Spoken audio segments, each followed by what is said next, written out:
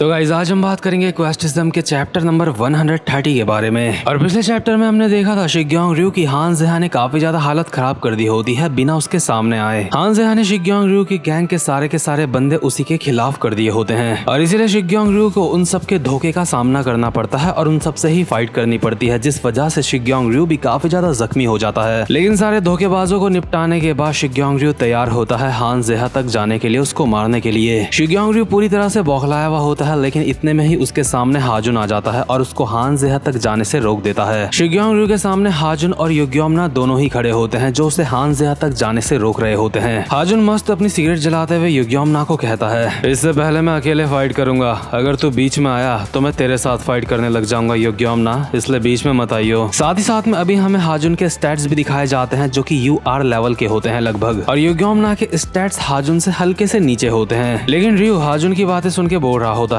कैसी बचकानी बात है, क्या तुम दोनों मुझसे अकेले अकेले फाइट करने की सोच रहे हो? लेकिन तुम दोनों मेरे ऊपर एक साथ अटैक कर सकते हो क्योंकि मेरे पास यहाँ पे ज्यादा खेलने का वक्त नहीं है। वैसे तो शिग्योंग रयू के स्टैट्स काफी ज्यादा थे, लेकिन अभी उसके स्टैट्स काफी कम हो चुके होते हैं। शिग्योंग रयू को मिलने वाले धोखों की वजह से उसके स्टैट्स भी UR लेवल तक के हो चुके होते हैं, लेकिन उसके बावजूद भी शिग्योंग हल्का सा ऊपर होता है हाजुन से। और इसी के साथ शिग्योंग भागता हुआ आता है हाजुन की तरफ उसके पैरों को पकड़ने के लिए ताकि वो उसको गिरा सके, और भागते भागते कहता है, हान ज़ेहा कहाँ है हरामजादे? लेकिन हाजुन शिग्योंग के हमले से बच जाता है और उसके मुंह पे मुक्के ही मुक्के बजा देता है। इस वक्त हाजुन अभी इस्तेमाल कर रहा होता है अपने ओवरलॉर्ड रिटर्न कार्ड का। इसी के साथ साथ युग्योमना भी लो किक्स मार रहा होता है शिग्योंग की टांग में। वैसे हाजुन शिग्योंग से अकेले फाइट करने की सोच रहा था, लेकिन अभी यहाँ पे ये दोनों मिलकर शिग्योंग को मार रहे होते हैं और शिग्योंग के ऊपर भारी पड़ रहे होते हैं। लेकिन इसके बाद हम देखते हैं एक थोड़ा सा पुराना सीन जहाँ पे हान ज़ेहा हाजुन और युग्योमना को बोल रहा था, जब तुम लोगों का सामना शिग्योंग रयू के साथ होगा उस समय शिग्योंग रयू मुझसे बदला लेने के लिए काफी ज्यादा बेचैन होगा, क्योंकि उस वक्त तक शिग्योंग रयू उन सारी की सारी चालों में फंस चुका होगा जो मैंने उसके लिए तैयार करी है।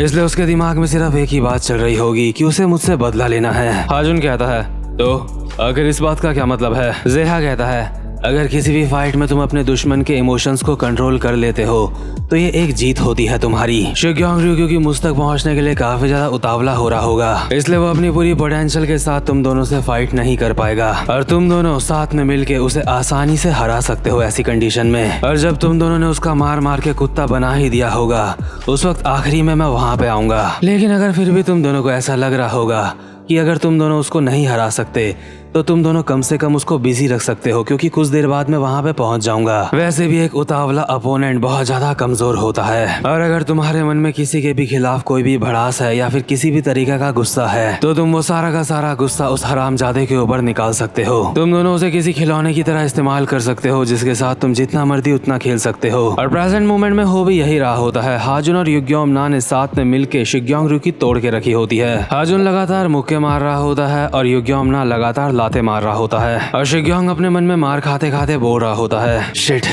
अगर मैं एक के ऊपर हमला करता हूँ तो दूसरा मेरे ऊपर अटैक कर देता है, दूसरे के ऊपर हमला करता हूँ तो पहला वाला मेरे ऊपर अटैक कर देता है। और शिग्योंग जैसे ही हाजुन का भी एक मुक्का मारने की कोशिश करता है, इतने में ही युग्योमना उछलता हुआ आता है और एक घुटना मार देता है शिग्योंग के मुंह पे। लेकिन शिग्योंग इसके बावजूद भी हार नहीं मानता और वो अटैक करता है युग्योमना के ऊपर। लेकिन इतने में ही हाजुन शिग्योंग की कमर में मुक्के मुक्के बजा देता है। शिग्योंग के हमलों का कुछ भी फायदा नहीं हो रहा होता, इसलिए शिग्योंग एक जगह पे खड़ा हो जाता है और अपने मन में बोल रहा होता है, ठीक है, मुझे शांत होना पड़ेगा, अगर ऐसा ही चलता रहा तो मैं इन दोनों को नहीं हरा पाऊंगा, इसलिए मुझे अपने दिमाग को शांत करके किसी प्लान के साथ इन दोनों से लड़ना होगा। शिग्योंग इन दोनों को कहता है, आ जाओ, मैं तुम दोनों का सामना करने के लिए तैयार हूँ। लेकिन हाजुन शिग्योंग की तरफ बढ़ने लगता है और युग्योम को कहता है, युग्योम तू अभी रुक जा, मैं इससे अकेला फाइट करूंगा। साथ ही साथ में हाजुन अपने मन में बोल रहा होता है, शिग्योंग रयू को देख के लग रहा है वो पहले से ज्यादा शांत हो चुका है। आखिर ये हरामजादा भी क्या करने की कोशिश कर रहा है, चाहे कुछ भी प्लान बना रहा हो, ये अकेला हम दोनों को नहीं हरा सकता। लेकिन इतने में ही शिग्योंग और हाजुन के बीच में जमीन में एक बंदा पड़ा होता है, और शिग्योंग उस बंदे में बिल्कुल इस तरीके से लात मारता है जैसे वो फुटबॉल होगा, और वो बंदा सीधा जाके गिरता है हाजुन के ऊपर।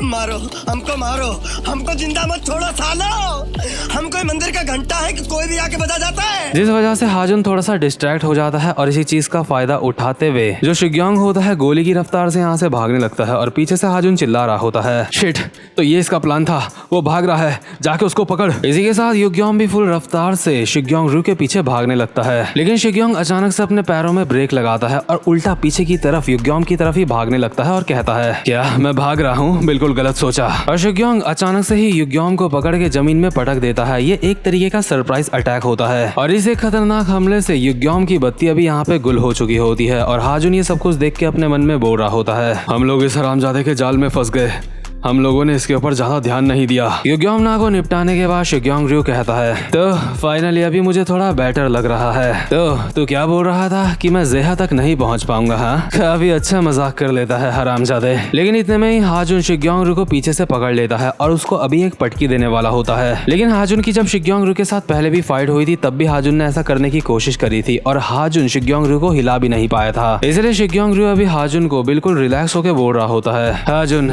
आखिर अभी तो क्या करने की कोशिश कर रहा है? क्या तू ताकत के मामले में मुझे हराने की कोशिश कर रहा है यहाँ पे? खैर अच्छा ही हुआ, तो खुद ही मेरे पास चल के आ गया, अब मुझे तुझे पकड़ना नहीं पड़ेगा। हाजुन कहता है, शिग्योंग रयू तुझे नहीं लगता कि तू कुछ भूल रहा है? शायद तू भूल रहा है हम लोग मार खा के दोबारा से उठ सकते हैं। हाजुन की बात का मतलब होता है कि हाजुन लोगों ने बाइक के बैक प्रोटेक्टर पहने हुए होते हैं और इसीलिए युग्योम ना भी जमीन में गिरने के बावजूद वापस से उठ खड़ा होता है क्योंकि मोटरसाइकिल बैक प्रोटेक्टर ने युग्योम ना को ज्यादा जख्मी होने से बचा लिया होता है। और हाजुन अभी शिग्योंग रयू को पटकने की कोशिश नहीं कर रहा होता, वो तो उसे जानबूझ के पकड़ रहा होता है ताकि युग्योम ना उसके ऊपर अटैक कर दे। और इसी के साथ युग्योम ना एक बहुत ही ज्यादा खतरनाक सा अटैक करता है शिग्योंग रयू के ऊपर और इस अटैक का नाम होता है टेरावाइड स्पीयर किक। और इस अटैक की खासियत होती है कि ये जिसके भी पड़ता है वो बंदा कुछ देर के लिए पैरालाइज हो जाता है। और जैसे ही शिग्योंग रयू यहाँ पे पैरालाइज होता है, हाजुन ओवरलॉर्ड रिटर्न वाली स्किल के साथ शिग्योंग रयू के ऊपर मुक्के ही मुक्के बजा देता है, जिस वजह से शिग्योंग रयू के ऊपर अभी दुगने मुक्के पड़ रहे होते हैं। इसी के साथ युग्योम ना भी इस्तेमाल करता है अपनी टेराबाइट लो किक का। ये किक इतनी ज्यादा खतरनाक होती है, जैसे ये शिग्योंग रयू की टांग में पड़ती है तो शिग्योंग रयू घूमता हुआ हवा में उछल जाता है और जब तक शिग्योंग रयू हवा में लहरा रहा होता है इतने में ही हाजुन हवा में ही उसके मुंह पे एक मुक्का मार के उसको जमीन में चिपका देता है। और इसी के साथ शिग्योंग रयू की हालत यहाँ पे पूरी तरह से खराब हो चुकी होती है और हाजुन कहता है, शिग्योंग रयू